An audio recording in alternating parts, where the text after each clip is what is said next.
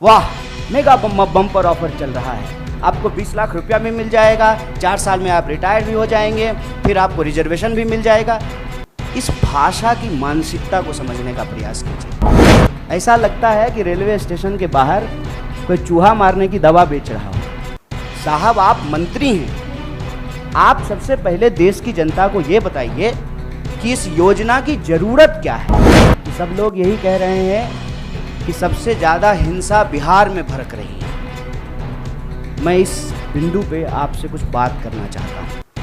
पहली बात तो ये कि हम लोग मार्केटिंग नहीं करना जानते हैं। हमको लगता है कि सेना का, देश के सर्वोच्च सम्मान का, ये मार्केटिंग करने का चीज़ नहीं। एक मंत्रियों का बयान सुन करके देख लीजिए।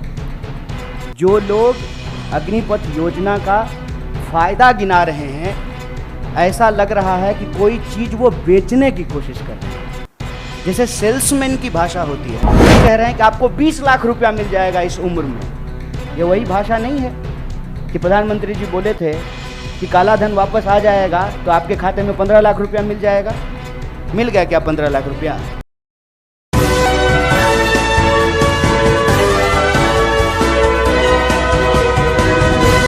मीडिया के सभी साथियों और आपके चैनल के माध्यम से, आपके यूट्यूब चैनल के माध्यम से सुन रहे आप सभी दर्शकों का अभिनंदन करता हूं। और हमारे दो वरिष्ठ साथियों ने न सिर्फ आज बल्कि लगातार जब से ये योजना घोषित की गई है, भारतीय राष्ट्रीय कांग्रेस का पक्ष रख रहे हैं। मैं भारतीय राष्ट्रीय कांग्रेस का एक साधारण कार्यकर्ता हूं, उसके साथ साथ मैं बिहार का रहने वाला हूं। शायद ये पहला मौका है कि मैं आप तमाम लोगों के सामने स्पष्ट तरीके से यह बात रखना चाहता हूं कि मैं ऐसे परिवार से आता हूं, हमारे परिवार में, रिश्तेदारी में 16 लोग आर्म फोर्सेस की नौकरी करते हैं। मैं ऐसे परिवार से आता हूं जिसको शहीद का परिवार कहा जाता है।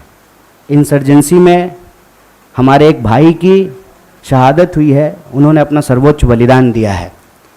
और आप सबके चैनल पे भी मैं यही देख रहा हूँ कि सब लोग यही कह रहे हैं कि सबसे ज़्यादा हिंसा बिहार में भड़क रही है। मैं इस बिंदु पे आपसे कुछ बात करना चाहता हूँ। पहली बात तो ये कि हम लोग मार्केटिंग नहीं करना जानते हैं। हमको लगता है कि सेना का, देश के सर्वोच्च सम्मान का, ये मार्केटिंग करने का चीज़ नहीं है। लेकिन आप एक एक मंत्रियों का बयान सुन करके देख लीजिए। जो लोग अग्निपथ योजना का फ़ायदा गिना रहे हैं, ऐसा लग रहा है कि कोई चीज़ वो बेचने की कोशिश कर रहे हैं, जैसे सेल्समैन की भाषा होती है ना। वाह, मेगा बम्पर ऑफर चल रहा है, आपको 20 लाख रुपया भी मिल जाएगा, 4 साल में आप रिटायर भी हो जाएंगे, फिर आपको रिजर्वेशन भी मिल जाएगा। इस भाषा की मानसिकता को समझने का प्रयास कीजिए। ऐसा लगता है कि रेलवे स्टेशन के बाहर कोई चूहा मारने की दवा बेच रहा हो। साहब, आप मंत्री हैं, आप सबसे पहले देश की जनता को यह बताइए कि इस योजना की जरूरत क्या है।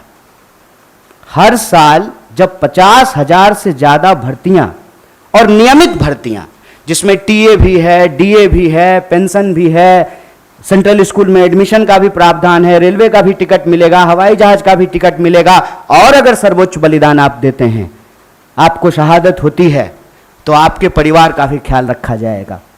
इन तमाम बातों को छोड़ करके मंत्री कह रहे हैं कि आपको 20 लाख रुपया मिल जाएगा इस उम्र में। ये वही भाषा नहीं है कि प्रधानमंत्री जी बोले थे कि काला धन वापस आ जाएगा तो आपके खाते में 15 लाख रुपया मिल जाएगा। मिल गया क्या 15 लाख रुपया? जिस खाते में 15 लाख रुपया मिलने वाला था ना, उसी खाते में 20 लाख रुपया भी मिलेगा।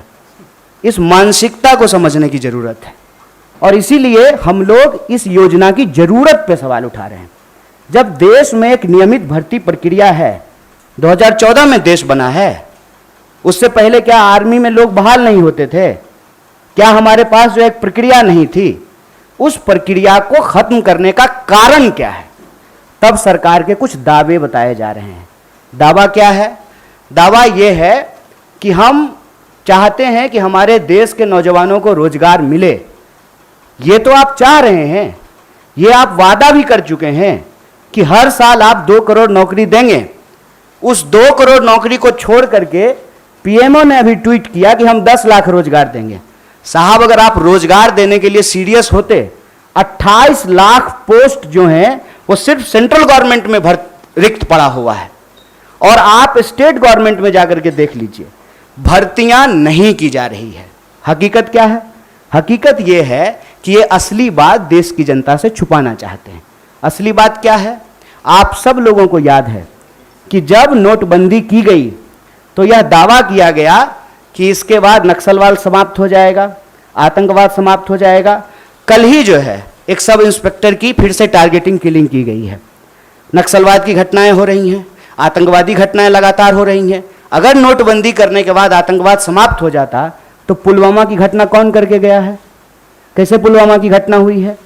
तो ये दावा करते हैं। जब उस दावे का आप पड़ताल करेंगे तो आपके ऊपर ही आरोप लगाना शुरू कर देंगे।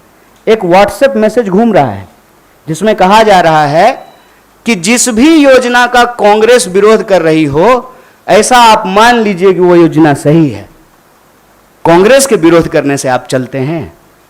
आप सत्ता में बैठे हुए मोदी जी, आपके ऊपर देश की जनता ने भरोसा किया है।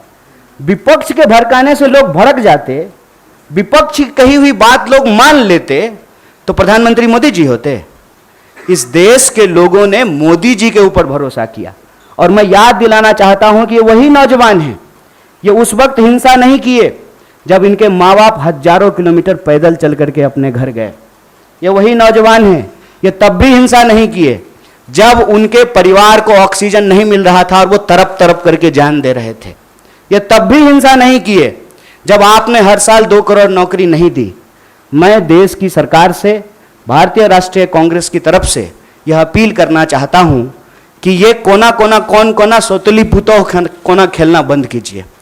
आप हकीकत में बताइए कि रियलिटी क्या है।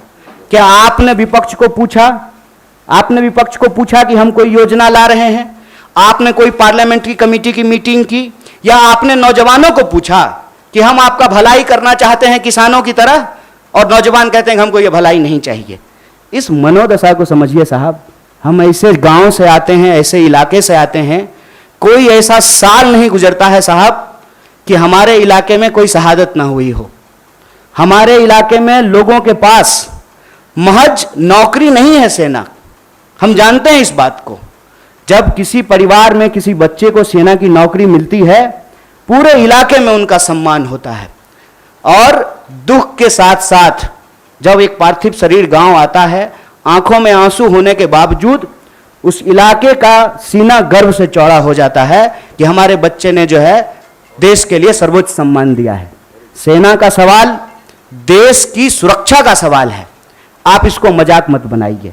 और एक बात हमारे साथी भी कह रहे हैं, आप तमाम मीडिया लोग भी इसको बोल रहे हैं कि उसमें से 25% लोगों को, साहब 25% नहीं, अप टू 25%, ध्यान रखिएगा, यह है सेल्समैन मेगा बम्पर ऑफर की मानसिकता।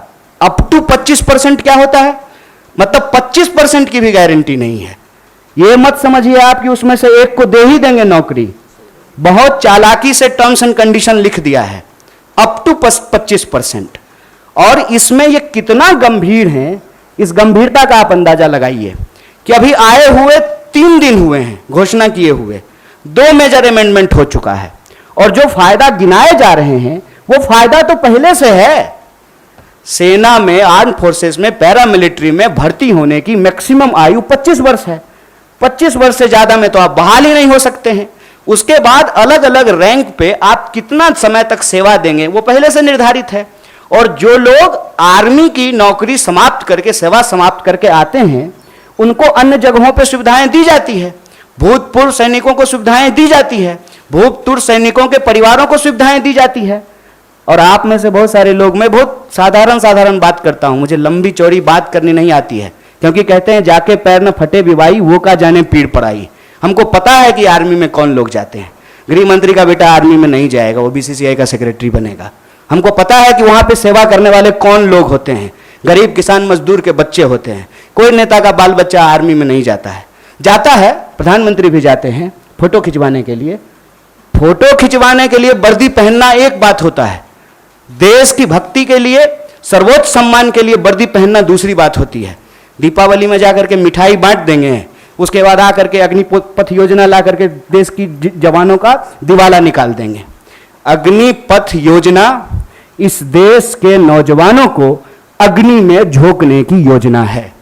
इस योजना को सरकार को तुरंत वापस लेना चाहिए और ये जो लॉलीपॉप वाली भाषा है ना, इस लॉलीपॉप की भाषाओं को बंद करना चाहिए। और जहां तक बिहार में हिंसा का सवाल है, सीधा सा एक कारण समझ लीजिए, ये नौजवान ना किसी के द्वारा लाए गए हैं, ना किसी के द्वारा बुलाए गए हैं। आप तमाम प्रबुद्ध पत्रकार यहां बैठे हुए हैं, कोई ऑर्गेनाइज्ड आंदोलन होता है, उसका स्वरूप अलग होता है। हम लोग 3 दिन से नहीं डिटेन हो रहे हैं यहाँ पे, हमारा ऑफिस छावनी नहीं बना हुआ है। हम लोग आते हैं, पुलिस पकड़ करके हमको ले जाती है, कोई हिंसा नहीं होती है, कुछ भी नहीं होता है। उसमें हिंसा क्यों हुआ है? क्योंकि वहां नौजवानों का सब्र जो है पानी सर से ऊपर चला गया है। और एक बात और जान लीजिए, जो हमारा बेरोजगारी दर है देश का, बिहार का बेरोजगारी दर डबल है साहब। जहां के मजदूर, बिहार का मजदूर जाता है ना हरियाणा और पंजाब में धान काटने के लिए, बिहार के ही लोग आते हैं ना दिल्ली में काम करने के लिए, बिहार के ही लोग जाते हैं ना महाराष्ट्र में काम करने के लिए। जहां एम्प्लॉयमेंट नहीं है वहां के लोग ऑलरेडी विस्थापित होते हैं।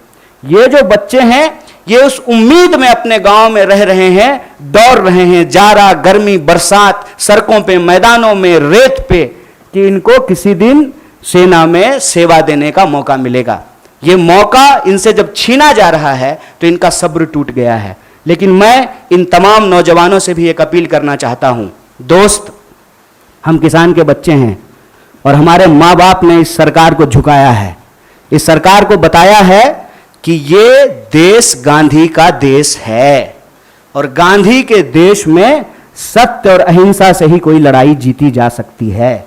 इसीलिए भारतीय राष्ट्रीय कांग्रेस की तरफ से इस आंदोलन का पूर्णतः समर्थन करते हुए सरकार से यह अपील करते हैं कि इसको वापस लीजिए और नौजवानों से अपील करते हैं कि देश की संपत्ति को मत जलाइए, मत जलाइए, क्योंकि कल को आपको वही संपत्ति इसी प्रधानमंत्री से बचाना भी है।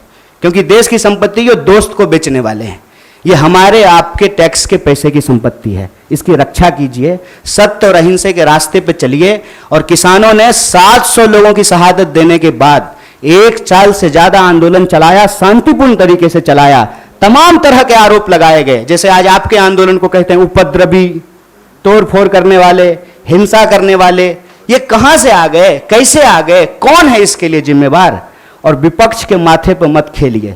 विपक्ष की बात जनता अगर सुन रही होती तो आप देश के प्रधानमंत्री नहीं होते। इसलिए प्रधानमंत्री होने के चलते मैं आपसे अपील करता हूं कि इस योजना को आप वापस लीजिए। बहुत बहुत धन्यवाद, बहुत बहुत शुक्रिया।